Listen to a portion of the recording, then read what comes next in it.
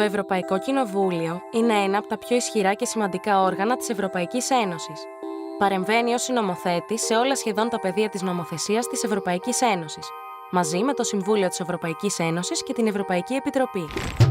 Αποτελεί το μοναδικό άμεσα εκλεγμένο κοινοβουλευτικό όργανο της Ευρωπαϊκής Ένωσης και μία από τις μεγαλύτερες δημοκρατικές συνελεύσεις στον κόσμο. Κατά τις τελευταίες δεκαετίες, αποκτά σταθερά νέες αρμοδιότητες, ενισχύοντας συνεχώς το ρόλο του. Φέτος, για πρώτη φορά, τα μέλη του Ευρωπαϊκού Κοινοβουλίου θα εκλέξουν τον Πρόεδρο της Ευρωπαϊκής Επιτροπής. Τα από το 2014 751 μέλη του εκπροσωπούν τους 500 εκατομμύρια πολίτες της Ευρωπαϊκής Ένωσης και εκλέγονται μία φορά κάθε 5 χρόνια από ψηφοφόρους των 28 κρατών μελών. Αμέσως μετά την εκλογή τους, οι ευρωβουλευτές οργανώνονται σύμφωνα με τις πολιτικές κατευθύνσεις τους.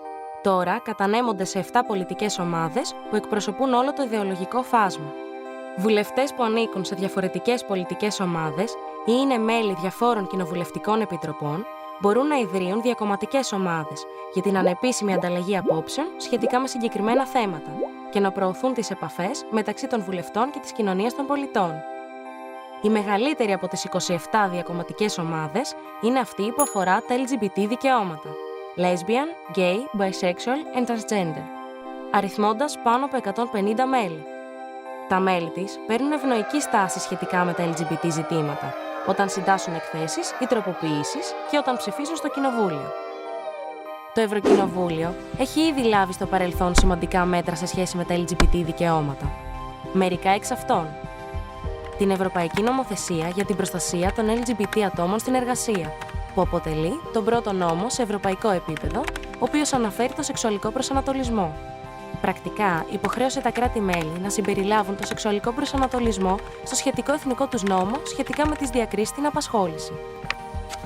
Ενώ αρχικά δεν αποτελούσε μέρος της νομοθεσίας για την προστασία στην εργασία, αργότερα ενσωματώθηκε και η ταυτότητα φύλου, η οποία, από κοινού με την νομοθεσία για τα αγαθά και τις υπηρεσίες, καλύπτει νομικά τα διεμφυλικά άτομα στην εργασία.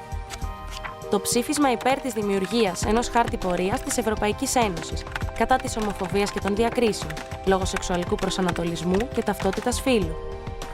Το νόμο σχετικά με τα δικαιώματα των θυμάτων, που αφορά στην αξιοπρεπή αντιμετώπιση θυμάτων βίας, λόγω φύλου, ταυτότητας φύλου, έκφρασης φύλου και σεξουαλικού προσανατολισμού τους. Αλλά και την νομοθεσία σχετικά με τα άτομα που αιτούνται ασύλου και τη λήψη όλων των απαραίτητων μέτρων από τα κράτη-μέλη, προκειμένου να αποτρέψουν κακοποίηση και βία λόγω ταυτότητας φύλου. Το Ευρωκοινοβούλιο έχει την αρμοδιότητα και τη δυνατότητα να λάβει ακόμα πιο ισχυρά και σημαντικά μέτρα για την προώθηση της ισότητας, για ακόμη περισσότερες διεκδικήσεις και νίκες. Όμως χρειάζεται και τη δική σου φωνή, απέναντι στη μερίδα των πολιτών που επιμένουν να αντιτίθενται στα ανθρώπινα δικαιώματα, όπως αυτά των LGBT. Στις ευρωεκλογές, η δική σου ψήφος μπορεί να κάνει το Ευρωκοινοβούλιο ισχυρότερο στην υπεράσπιση των ανθρώπινων δικαιωμάτων. Μπορείς να παίξεις ενεργό ρόλο σε αποφάσεις που καθορίζουν όλους τους τομείς της καθημερινότητάς σου. Υπερασπίσου τα θέλω, τις ελευθερίες και το μέλλον σου για μια Ευρώπη που υπερασπίζεται τα ανθρώπινα δικαιώματα και που μάχεται γι' αυτά. Η δική σου ψήφος να είναι η ενημερωμένη ψήφος. Στις φετινές ευρωεκλογές, την Κυριακή 25 Μαΐου, ψήφισε για τα δικαιώματά σου.